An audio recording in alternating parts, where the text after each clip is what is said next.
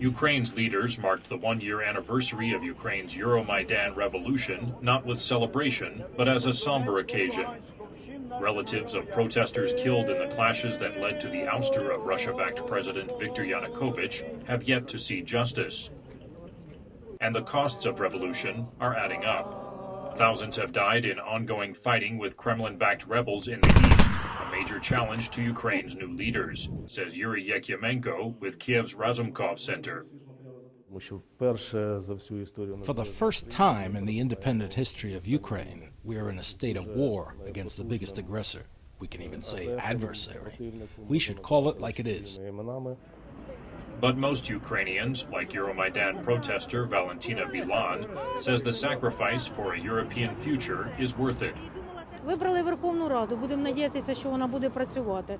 elected a parliament. Let's hope that it will work. Everything will be fine in time.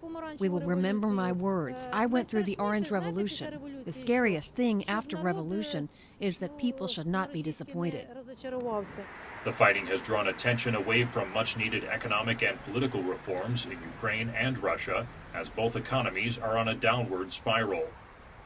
Russia Academy of Sciences' Yuri Pivovarov says President Vladimir Putin's expansion into Ukraine is also a threat to Russia's democratic achievements. Through the politics of aggression, annexation, and intervention in Ukraine, the Putin regime is simultaneously taking the same line internally. That is, the political climate has cooled sharply. The risks for people who think differently, alternatively, for the opposition, have increased significantly.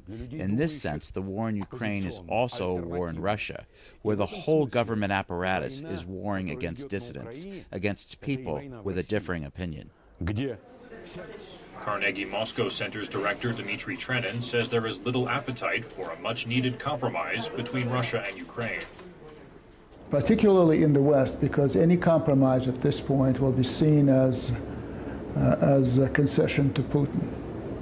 And this is totally unacceptable.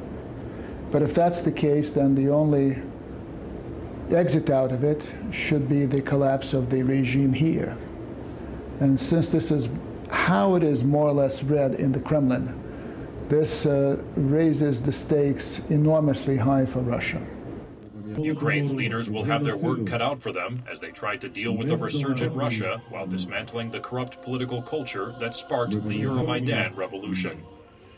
Daniel Schearf, VOA News, Kyiv.